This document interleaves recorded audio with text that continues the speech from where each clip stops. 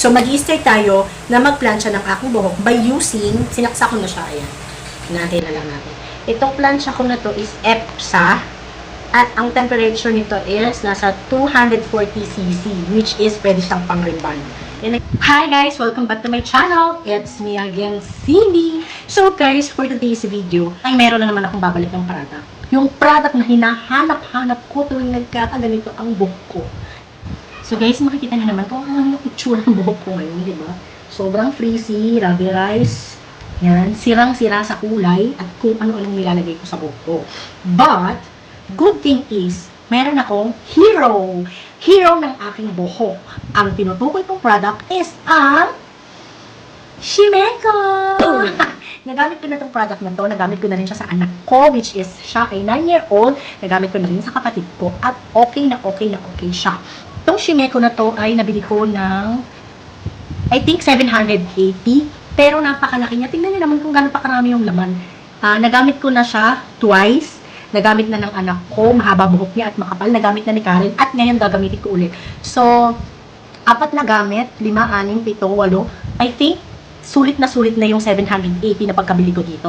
It's 500 ml. Merong mas konti dito. Pero para sa akin, mas makakatipid kasi kapag mas marami. So, papakita ko sa inyo kung paano ko ito ginagamit DIY. Meaning, do it yourself. Ibig sabihin, ako lang mag-isa all by myself again and again, over again. Unang-una kaya ako gagawin yan, matipid. Hindi ka kailangan magbayad sa salon dahil ikaw mismo ang gagawa. Pagtsatsagaan mo nga lang to, palikuan, lagyan ng treatment at plansyahin. So, shampooin ko muna yung buhok ko at patutuyuin ko siya and babalik ako. Think I'm losing my mind. Trying to stay inside the night. I think this is it. Medyo basa-basa pa siya ng konti. Kung titingnan nyo, yan, ganyan, yan. Pagka ganyan na yung itsura niya, pwede nyo nang ilagay itong Shimeko. Babalik ko. Shimeko! So, hindi ako dali lang. Sa'yo ang kami lang kung yung ganun. Yun, just like. So, yan. Manipis na kasi yung buhok ko, pero sa mga makapalang buhok, pwede kayong magpalagay sa mga sa kasama sila. So, ito lang ito. Pwede magpalagay ko gusto sa akin. Ano siya? Yung siya pala. And ilan siya. Ano ko siya? Right?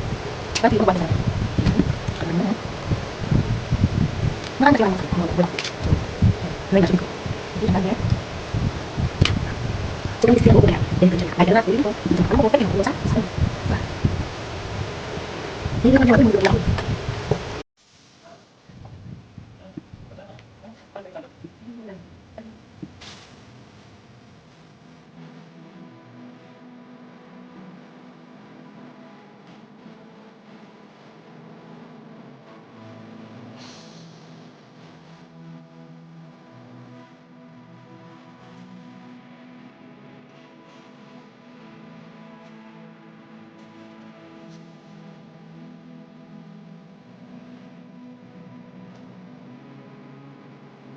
Last.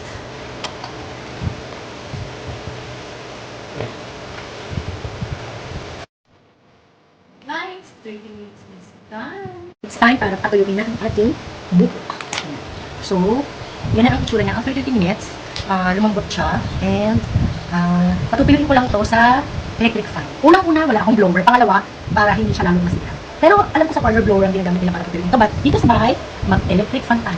Eternity later. So, mag-i-start tayo na magplansya ng aking buhok by using, sinaksa ko na siya, ayan. Hinahantay na lang natin.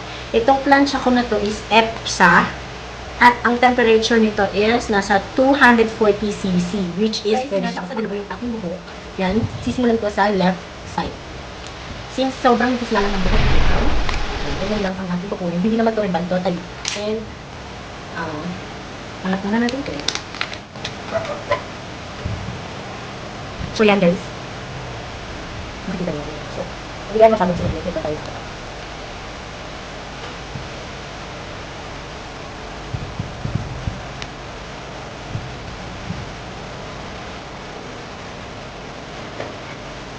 Aakit ako sa taas at doon ako magpaplansya.